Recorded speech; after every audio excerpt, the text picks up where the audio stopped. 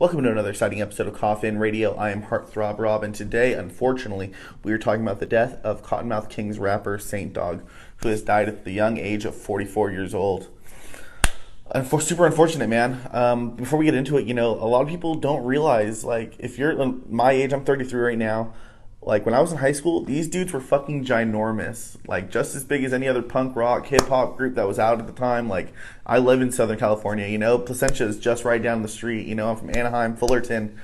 But, these guys ran in P-Town Ballers, if you know what I'm talking about. And these guys made a lot of fucking noise, dude. In high school, when I was around in 2001, 2002, 2003, people fucking dressed like these dudes. People wanted to be these guys. I'm from Southern California, man. We listen to hip-hop. We listen to punk rock. We listen to reggae. To me, Cottonmouth Kings, obviously, they're pushing the marijuana, they're pushing weed, legalization, before it was fucking cool. But to me, they're just another offshoot of, Sublime. You know what I mean? We listen to everything in Southern California, Orange County. We listen to punk rock, hip-hop, fucking reggae, anything you can fucking think of, It's all an amalgamation of everything that fucking is around the town. And, this guy was one of the leading factors of that. I mean, their debut album comes out in 1998. I'm 10 years old. Obviously, I'm not aware of it then. 2001, three years later, is when I'm really starting to see, oh, damn, these fools got a huge following like that when I enter high school. But, I just want to make sure that people fucking remember how huge this was. This SRH shirt, Stoners Wreaking Havoc, Cottonmouth Kings.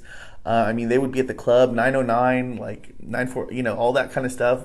Fucking glam and, riding dirt bikes and all that shit. That was all them. Skateboarding, that was all fucking them. It was all turned like that. But yeah, so unfortunately, Saint Dog, whose real name was Stephen Thronson, was found dead early Wednesday morning at a friend's house in Victorville, California. His friend found him struggling to breathe in one of his home's bedrooms and called 911. Sources say that when they arrived, Saint Dog was pronounced dead at the scene. It's showing right now that there's no obvious signs of foul play, and a cause of death will be determined pending an autopsy and toxicology report. I hate making crazy assumptions, just because they smoke a bunch of weed doesn't mean they were taking pills or anything like that, or an overdose or anything. Sometimes, people just die at a young age, you never know. So I can't make any assumptions before we find the toxicology reports, But yeah, like I said, he was one of the founding members of Southern California's hip-hop group, Cottonmouth Kings, one of the three MCs in the trio alongside d-loc and Johnny Richter. And here's just my opinion, if we want to be God honest with you. I think he was the best rapper out of all those fools. Anything that came out of Cottonmouth Kings, cool, they're, do your thing, everybody might like them, I'm sure there's people that fucking really dig them. But to me, he was easily the best rapper in there, and then d-loc. But, even d-loc says he kind of got his style from fucking, or, that Saint Dog kind of put him on, this is how we're going to do it. Because Saint Dog could really rhyme to me.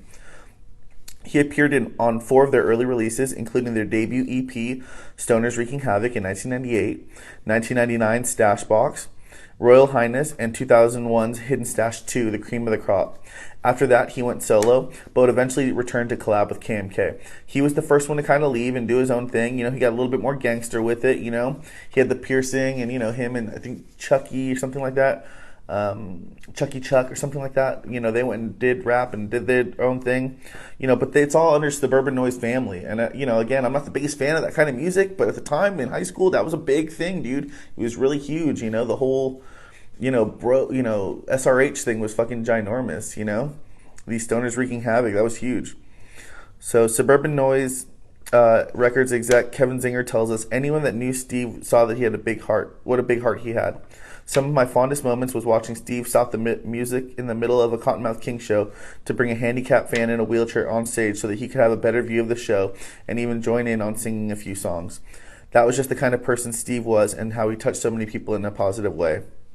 His legacy will live on in his music, and our hearts go out to his son Max and his entire family, friends, and fans worldwide. It's sad, man. It's sad, too. I noticed he died a week before his birthday. His birthday is the 21st, I believe, something like that. So he died, fairly right before his 45th birthday. And like I said, they pushed for the legalization of weed, man. They were fucking heavy on it. I know it's, weed's cool now, and, it's okay to smoke in California everywhere. You know what I'm talking about. But, dude, it was not like that in the early 2000s. And these guys were heavy on that, man. We're going to fucking smoke, and it is what it is. They pushed for that early. That weed is not a drug, and it's, this is what we do. And, they push that fucking heavy. They push that line heavy. So I appreciate what they've done for that culture for sure. And like I said, I don't think it's don't underestimate how huge this was in the early 2000s. I don't think people can comprehend. Motherfuckers wanted to dress like these fools, look like these fools, stickers and just shirts that just said, SRH all over. So, it's sad. It's a Southern California dude, he grew up right up the block from me. I'm in, Anaheim, Fullerton, and he's in Placentia, so, not that far at all. So, I just want to say rest in peace, Saint Dog. Hold your head up, Suburban Noise, everybody at Cottonmouth Kings.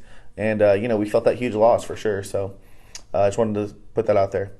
Let me know what you guys think. Any memories? How huge was this shit in high school when you were fucking going back in the day? Just let me know, man. We'll talk about the memories. Make sure you like and subscribe. And if you like what you're watching, then hop in the Koffin. Follow us on social media at Koffin Radio. Koffin is spelled with a K. That's all for today.